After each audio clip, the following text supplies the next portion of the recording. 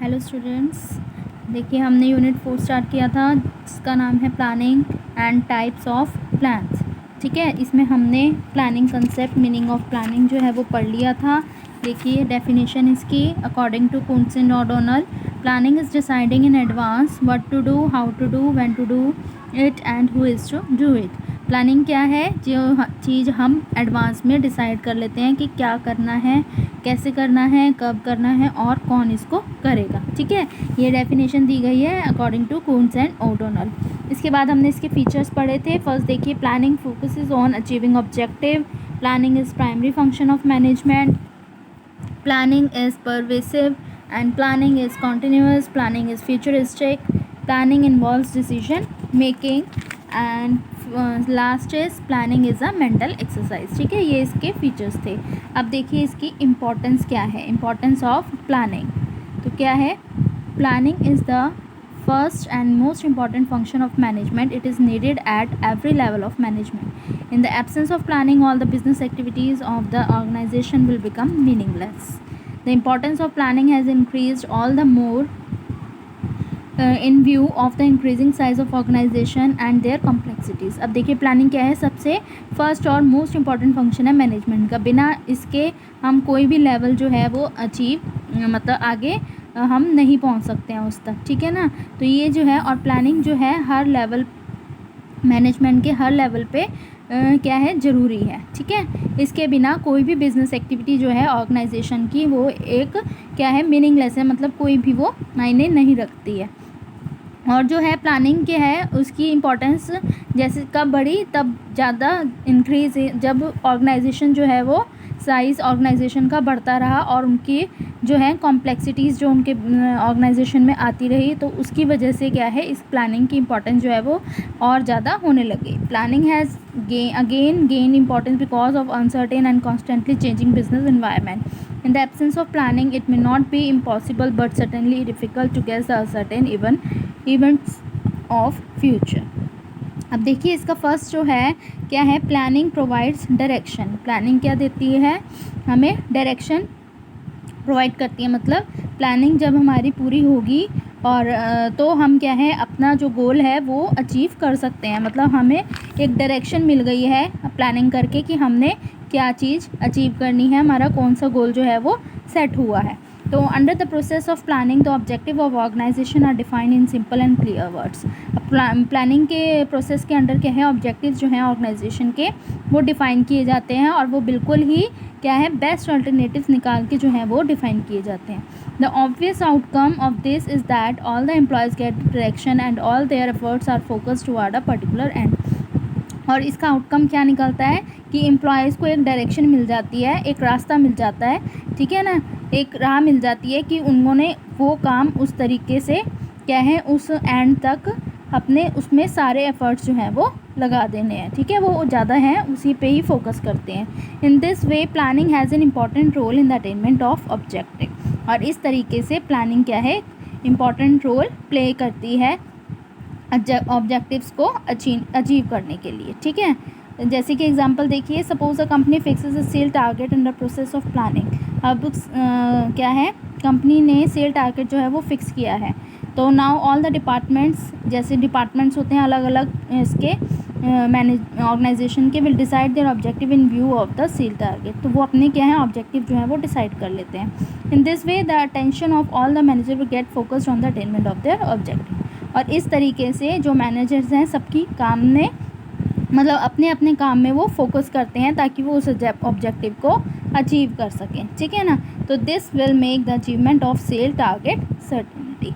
इससे क्या होता है कि हर कोई अपना अपना काम अपने क्या है अच्छे से तरीके से करता है और उनको एक क्या है वो मतलब उस सेल टारगेट तक वो उसको लास्ट तक वो अचीव कर लेते हैं। तो thus in the absence of objective an organization get disabled and the objective are laid down under plan। और अगर क्या है ऑब्जेक्टिव जो हैं ऑर्गेनाइजेशन में ना बनाए जाएं तो क्या है वो ऑब्जेक्टिव जो हैं क्या है ईज़िली अचीव नहीं हो सकते हैं। ठीक है ना, और ये ऑब्जेक्टिव्स किसके अंडर बनाए जाते हैं? प्लानिंग के अंडर। जब हम प्लानिंग कर लेते हैं तो हम क्या करते हैं, ऑब्जेक्टिव्स को सेट कर लेते हैं कि हमने लास्ट जो है मतलब किस ऑब्जेक्टिव तक कौन सा हमने टारगेट को लास्ट तक अचीव करना है। तो ये है प्लानिंग प्रोवाइड्स डायरेक्शन। अब सेकंड है planning reduce risk of uncertainty. Planning जो है रिस्क का क्या है, जो रिस्क आने वाला होता है उसको कम कर देता है। मतलब आगे अचानक फ्यूचर में कोई भी अनसर्टेन रिस्क आ जाता है तो वो उसको भी कम कर देता है। कैसे? अब planning is always done for future and future is uncertain. अब हमें पता है, देखिए प्लानिंग हम जो करते हैं वो क्या है, किसके लिए? फ्यूचर के लिए करते हैं। और फ्यूचर भी हमें पता है कि हमारा अनसर्टेन है, मतलब हमें नहीं पता है कि फ्यूचर में क्या होने वाला है। तो with the help of planning possible changes in future are anticipated and various activities are planned in the best possible way. तो प्लानिंग के अंडर क्या है किया जाता है, जो भी पॉसिबल चेंजेस फ्यूचर में अगर लाए जा सकते हैं तो वो लाके क्या है उस एक्टिविटीज़ को प्लान किया जाता है बहुत ही अच्छे तरीके से। इन this way the risk of future uncertainties can be minimised. और इस तरीके से जो फ्यूचर का रिस्क है वो कम हो जाता है। Now third is planning reduced overlapping and wasteful activities. जो प्लानिंग अगर हम करते हैं तो हमारी जितनी भी एक्टिविटीज़ होनी है ऑर्गेनाइजेशन में ऑब्जेक्टिव को अचीव करने के लिए, तो वो भी क्या हो जाती है, मतलब क्या हो जाती हैं, वो डबल एक्टिविटीज़ जो एम्प्लॉयज़ करते हैं या भी कोई भी वेस्टफुल एक्टिविटी होने वाली होती है तो वो प्लानिंग की हेल्प से क्या हो जाती है, कम हो जाती हैं। ठीक है ना। तो जितनी भी प्रॉब्लम्स आती हैं वो उसका एक सॉल्यूशन निकाला जाता है कि where what and why are almost decided. ठीक है, सारी प्रॉब्लम्स को डिसाइड किया जाता है और उनको क्या है, put an end to disorder and suspicion. In such a situation, coordination is established among different activities and department। और इस तरीके से क्या है डिफरेंट डिपार्टमेंट्स में जो भी एक्टिविटीज़ होनी है उनमें क्या है कोऑर्डिनेशन बना दिया जाता है। और it puts an end to overlapping and wasteful activities. और जिससे कि ओवरलैपिंग मतलब दोबारा से जो एक्टिविटीज़ डबल एक्टिविटीज़ होने वाली होती हैं या फिर वेस्टफुल एक्टिविटीज़ होने वाली होती हैं वो बच जाती हैं। ठीक है। फोर्थ है, देखिए फोर्थ है प्लानिंग प्रमोट्स इनोवेटिव आइडियाज़। अब प्लानिंग जो है क्या है, बहुत सारे बेस्ट मतलब अल्टरनेटिव्स में से चूज़ करके एक क्या है बेस्ट अल्टरनेटिव जो है वो निकाला जाता है। ठीक है ना, प्लानिंग के अंडर। तो ये जितने भी अल्टरनेटिव्स हैं ये मैनेजर के अपने आप दिमाग में तो आते नहीं, जैसे कि बट उसको वो डिस्कवर करना पड़ता है, वो अपने एक्सपीरियंस और अपने काम से उसको डिस्कवर करता है। ठीक है ना, सिचुएशंस के हिसाब से वो उसको डिस्कवर करता है। तो while making such an efforts of discovery many new ideas emerge and they are studied intensively in order to determine the best out of them।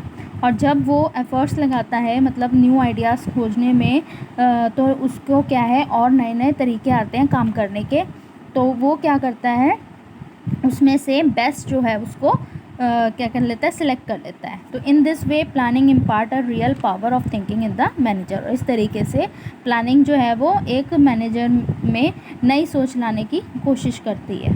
ठीक है, it lead to the birth of innovative and creative ideas. और planning के under क्या है, managers के जो है mind में न्यू आइडियाज़ जो हैं, क्रिएटिव आइडियाज़ जो हैं वो आते रहते हैं और उनमें से वो बेस्ट अल्टरनेटिव जो है उनको जो अच्छा लगता है वो डिसाइड कर लेते हैं। ठीक है, तो ये था फोर्थ। और फिफ्थ है planning facilitates decision making. Decision making means the process of taking decision. अब डिसीजन मेकिंग में क्या होता है, जब हम क्या करते हैं डिसीजंस लेते हैं। Under it a variety of alternative are discovered and the best alternative is chosen. और इसमें क्या होता है, बहुत सारे अल्टरनेटिव्स जो हैं वो मतलब हमारे सामने होते हैं पर हमें उसमें से एक बेस्ट अल्टरनेटिव जो है वो चूज़ करना पड़ता है। The planning set the target for decision making. और प्लानिंग के अंडर क्या होता है मतलब एक टारगेट सेट किया जाता है जो कि वहाँ पे क्या करा जाता है, डिसाइड किया जाता है। It also lay down the criteria for evaluating courses of action. In this way planning facilitates decision making. और इस तरीके से क्या करते हैं और इवेलुएट करते हैं, मतलब जितने भी एक्शंस मतलब जितने भी काम को करना है उसको क्या करते हैं, इवेलुएट करा जाता है। ठीक है, और उसके अकॉर्डिंग जो है वो डिसीजंस लिए जाते हैं। सिक्स्थ है planning establishes standard for controlling. By determining the objective of organization through planning, all the people working in the organization and all the departments are informed about when, what and how to do things. तो ये क्या है इसमें कि जब हम objectives को determine करते हैं ऑर्गेनाइजेशन में प्लानिंग के अंडर, तो जितने भी जो लोग हैं काम कर रहे होते हैं ऑर्गेनाइजेशन में या फिर डिपार्टमेंट्स में, उनको इन्फॉर्म किया जाता है कि when, what and how to do things, कि कब, कहाँ, कैसे जो है काम को करना है. तो standards are laid down about their work, time and cost etcetera. और उसके अकॉर्डिंग जो है उनके वर्क जो है उसके स्टैंडर्ड जो है वो बनाया जाता है, उनके टाइम का, उनकी कॉस्ट का, ठीक है, जितना वो काम करेंगे.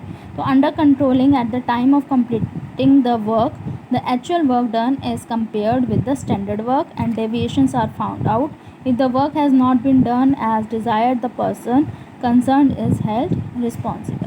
अब कंट्रोलिंग के अंडर जो है जितना भी टाइम जो काम मतलब काम के लिए जितना भी टाइम वो लेते हैं, तो उसको एक्चुअल वर्क डन से क्या किया जाता है, स्टैंडर्ड वर्क, मतलब उनको एक जो स्टैंडर्ड बनाया जाता है, डिसाइड किया जाता है, उस वर्क से एक्चुअल वर्क को क्या किया जाता है, कंपेयर किया जाता है. ठीक है, अगर कोई भी डेविएशंस, कोई भी प्रॉब्लम उन्हें लगती है तो वो काम में, तो वो उसके लिए कौन पर्सन रिस्पॉन्सिबल है, जो उस काम को कर रहा है. ठीक है, तो वो ये होता है planning establishes standard for control. ये थी इसकी इम्पोर्टेंस. अब नेक्स्ट है इसकी लिमिटेशंस ऑफ प्लानिंग. क्या क्या इसकी लिमिटेशंस हैं. फर्स्ट है planning creates rigidity. Although the quality of flexibility. देखिए इस पॉइंट में क्या है कि जब हम क्या करते हैं क्वालिटी प्लानिंग के अंडर जो है फ्लेक्सिबिलिटी, जो क्वालिटी की मतलब क्वालिटी डिसाइड की जाती है प्रोडक्ट की, तो वो क्या है उसमें हम कुछ चेंजेस जो है वो ला सकते हैं. ठीक है, पर क्या है इसमें सिर्फ लिखा है कि but it must be admitted that only small changes are possible, कि सिर्फ छोटे ही चेंजेस जब हम एक बार प्लानिंग कर लेते हैं, अगर सिचुएशन कोई ऐसी आती है इसमें, तो उसमें क्या होता है कि हम सिर्फ स्मॉल चेंजेस ही ला सकते हैं अगर हमने प्लानिंग कर ली है तो. ठीक है, तो बिग चेंजेस जो हैं वो पॉसिबल नहीं होते हैं और ऑर्गेनाइजेशन भी उसको क्या है एक्सेप्ट नहीं करता है. ठीक है, क्योंकि उनकी जो आगे की प्लानिंग होती है वो सारी क्या हो जाती है, डिस्टर्ब हो जाएगी.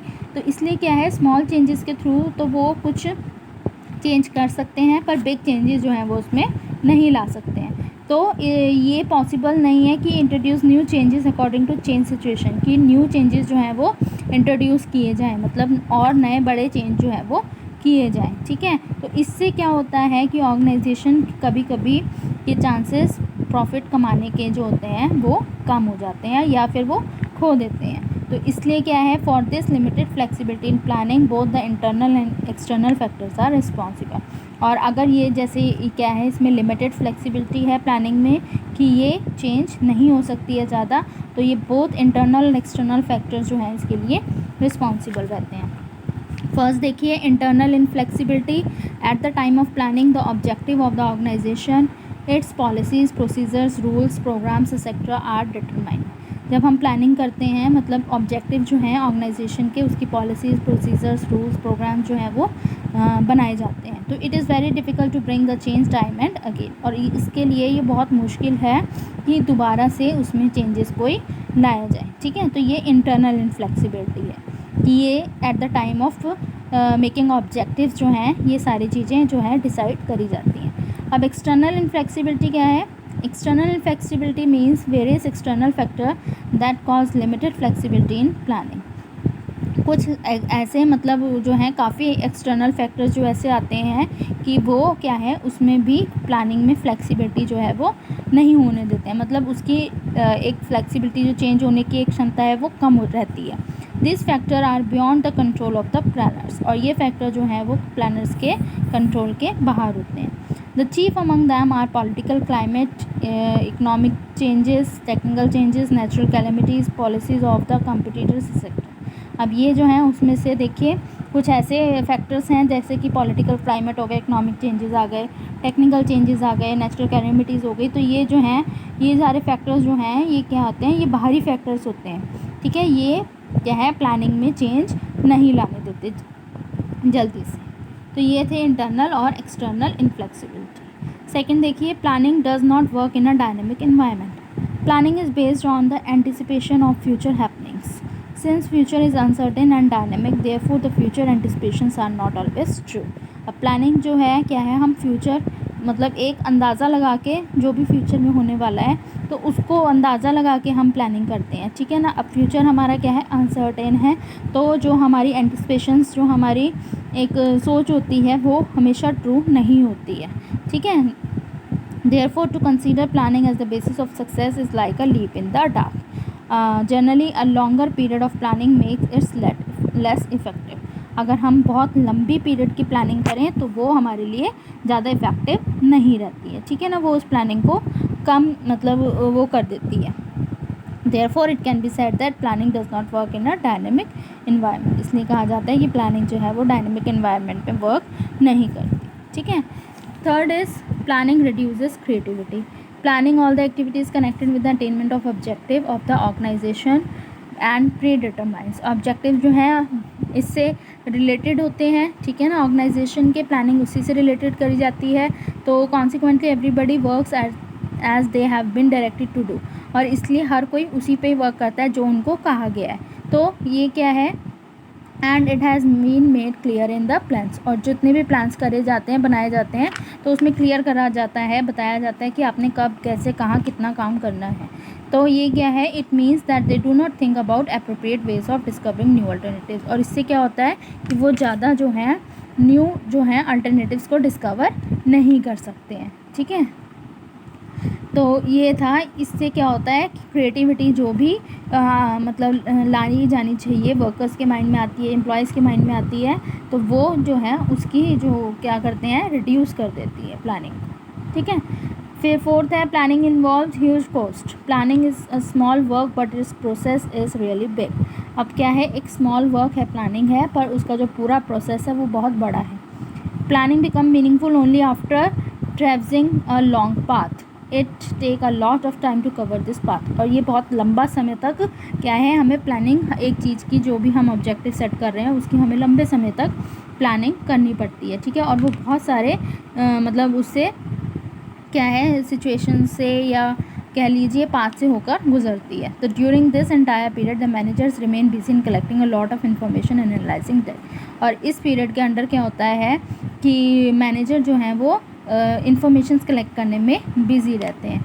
तो अगर जब वो क्या है बिज़ी रहेंगे सेम एक्टिविटी में, तो organisation bound to face huge cost. मतलब वो एक्टिविटी जो है उससे क्या होगा, ऑर्गेनाइजेशन को बहुत ये महंगा पड़ जाता है, ठीक है इसमें, क्योंकि जो मैनेजर्स हैं वो मतलब उसी एक्टिविटीज़ में बिज़ी रहेंगे और कोई अदर वर्क जो है वो नहीं कर सकेंगे। फिर फिफ्थ है, planning is a time consuming process. Planning क्या है, एक टाइम कंज्यूमिंग प्रोसेस है, लॉन्ग प्रोसेस है, जिसमें कि सडन इमरजेंसीज भी क्या है आ सकती हैं। अब if form of some unforeseen problem और some opportunity of profit and there has been no planning for all this situation beforehand and which now requires immediate decision. और इसमें क्या है, कुछ ऐसी इमरजेंसीज आ जाती हैं मतलब कि जो हमने देखी नहीं होती हैं। कोई भी ऐसी प्रॉब्लम आ गई या फिर अगर प्रॉफिट की अपॉर्चुनिटी आपको मिल रही है तो उसमें हमें उसके बारे में अभी हमने कोई प्लानिंग नहीं करी है, तो हमें उसके लिए क्या है, हाथों हाथ डिसीजन लेना पड़ता है, ठीक है। तो in such a situation if the manager think of completing the planning process before taking some decision it may possible the situation may worsen और the chance of earning profit may slip away. और अगर manager ये सोचे कि वो पूरा planning process को complete करके ही डिसीजन लेके ही उस सिचुएशन के बारे में सोचेगा, तो ये क्या होगा कि वो उनके हाथ से जो प्रॉफिट वो कमा रहे हैं तो वो क्या है निकल जाएगा, ठीक है ना। तो ये क्या है, टाइम कंज्यूमिंग प्रोसेस है जो कि लंबे समय तक जो है वो चलता रहता है। और उसके बीच में अगर कोई भी एक्टिविटीज़ मैनेजर करना चाहे तो उन्हें क्या है, हैंड टू हैंड डिसीजन लेना पड़ता है, ठीक है। तो ये इसकी कुछ थी लिमिटेशंस। नेक्स्ट लेक्चर में हम पढ़ेंगे प्लानिंग प्रोसेस।